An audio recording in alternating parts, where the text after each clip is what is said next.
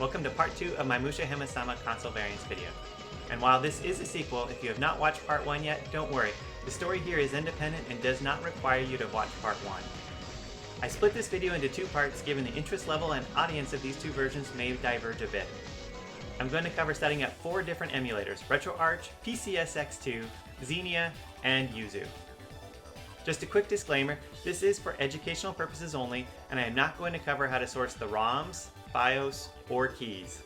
I want to make a video about experiencing firsthand the different Mushihimesama releases using emulation. Getting started with the original arcade release, I am using RetroArch. RetroArch is one of the many different launchers, and setup is likely similar to the other emulator front ends. I'm using Windows 11, so I will download the Windows x64 release. This is a 7-zip file, so if you don't have 7-zip installed, head over to 7-zip.org and download and install this application. 7-zip is needed for the other console emulators that I'm going to download as well. After downloading and installing 7-zip, I'm extracting the RetroArch file to this folder. Okay, open the folder and navigate to retroarch.exe to launch it. I'm using a PlayStation 3 DualShock controller, and I've already connected it to RetroArch. The first thing I'm going to do is not required, but I prefer the XMB layout, so I'm going to switch over to that. I'll do that by going to Settings, User Interface, and then down to Menu, switch from Ozone to XMB. The change won't take effect until I restart RetroArch.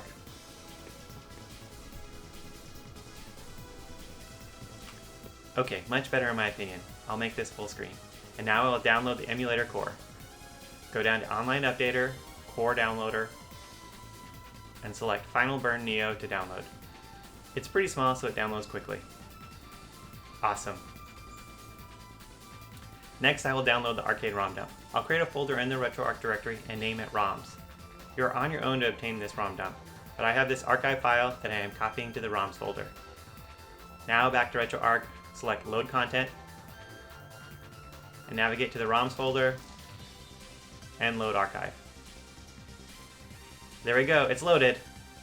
I'll press select to insert the coin, and start the game.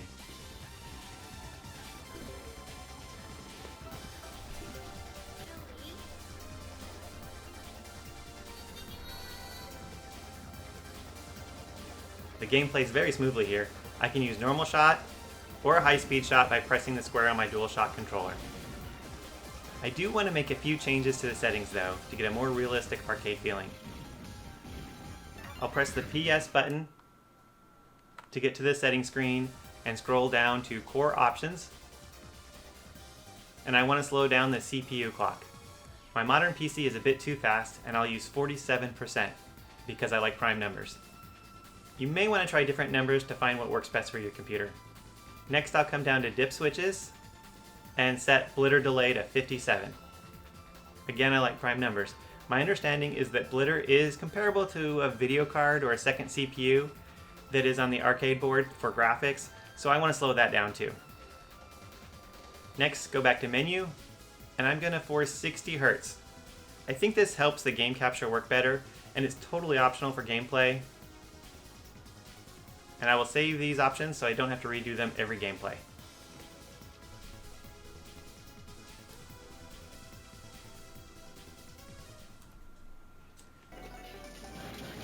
And back to the gameplay. It's really such a great experience. There are additional options such as scanline filters and overlays to get rid of the black bars on the side, and that also add to the experience.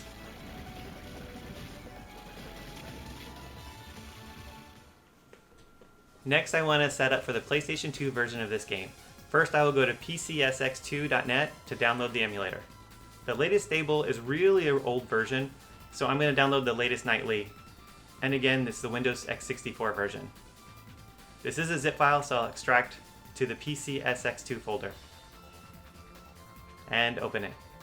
I will start by creating a folder for the game disk, and I'll name it ROMs. You can name it anything you prefer. You're on your own to get a copy of this disk. But if you have the original disk, I have a 1-minute short on how to create a PS2 backup ROM. You can use an ISO or a BinQ file. I'm using a CHD file here because it reduces the disk space by almost 50%. Launch the PCSX2 QT application. Now I'm going to skip the automatic updates because I prefer to update on my own. Notice that there are several folders here created. The important one is the BIOS folder. I just so happen to have a backup copy of the PS2 BIOS, so I'll copy these to the BIOS folder. Come back to the Step Wizard and refresh, and the BIOS files are detected. Oh, I guess I need to select the BIOS. The newer version will do. Click Next. Add my game backup folder, which is named ROMs. Yeah, it can search for the folder. Okay, there's the game. I only have one game in this folder, but if there were others, they would show up here as well. Double click to start the game, and now run as full screen. Oh, my controller went to sleep. Okay, press X, start. It's still not working. Let's exit full screen. Come down to controllers, let's see what's going on here. It looks right. DualShock 2. Okay, I'll select SDL, automatic mapping. Okay, that did something. Back to the full screen. Select original, S-Power. Now S-Power is the most powerful weapon.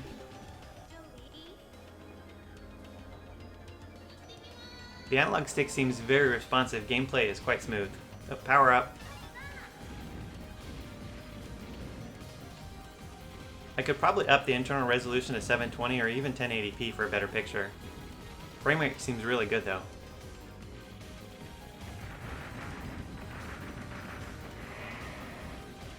Next is Xbox 360 emulation. I'll provide the links, but I'm using Xenia Canary, which can be downloaded from github.com. All of these emulators are open source, so you can look at the source code and make any changes that you like. I do have a fork of Xenia Canary, as a few weeks ago there were some questionable changes that were made to the code. They were removed the next day, but for this video I'm going to use the mainline release and not my own fork. So download latest.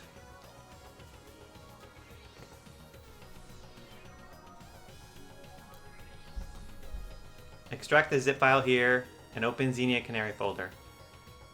First, I like to create a blank text file and name it portable.txt. This is completely optional, but it tells the emulator to keep all the changes, title updates, game saves are all in the same folder. Otherwise, it puts everything in a folder that's on the boot drive. So now open the application once and now close it. Okay, there's a Xenia Canary config.2ml. I'll open this in Notepad, turn off word wrap to make it easier to read. Okay, there's a few settings here. I'll start with license mask and set that to 1. Scroll down to GPU allow invalid fetch, set that to true. Scroll down a bit more, and I'm going to set the log level to 0. Save. Before I go any further, I want to talk about the kind of hardware I'm using. You don't need the latest, greatest system, but you need a pretty good system. I'm running a Core i5 8th generation CPU with 16 gigs of RAM. This computer's about 4 years old, so it's somewhat new. For the video card, I'm using an NVIDIA GeForce GT 1066 gig. It's an older card, but I think it's still a very good card and it works for me. My boot drive is an NVMe, and I'm loading all the games from an internal SSD drive.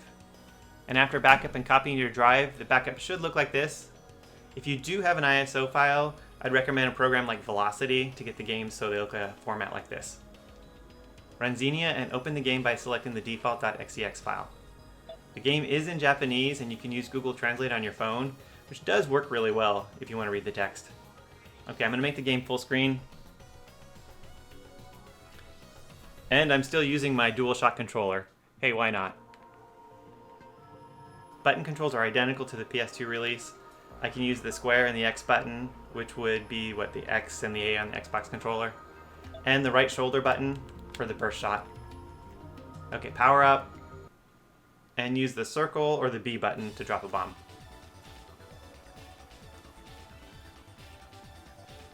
Now for setting up Switch emulation.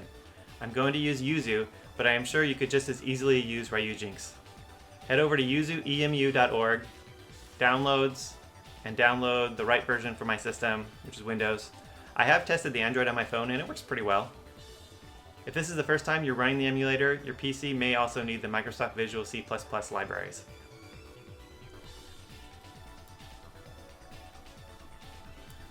Okay, I'm in the download folder. I don't need to install the VC redist.exe, but there it is if you need it. So I'll right click on the Yuzu zip file and extract here.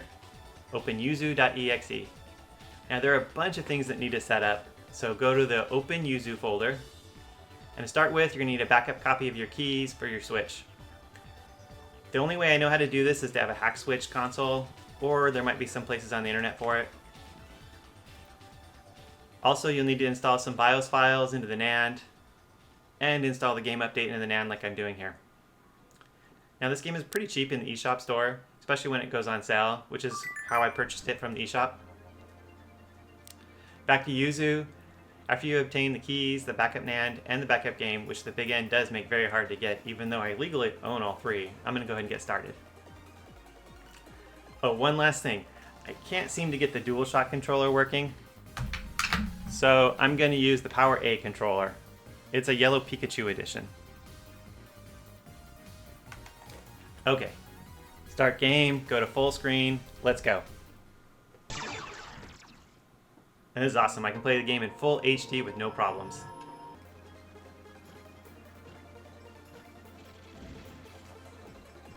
Okay, I'm going to wrap up this video, and if you haven't watched part 1 of the video, I encourage you to do so. In that video, I do a full comparison of the 4 variants and give my thoughts on which version is the best. Thanks for watching, and give this video a thumbs up to let me know you enjoyed the video. Also subscribe to my channel, as I do upload a variety of gaming videos on different gaming consoles.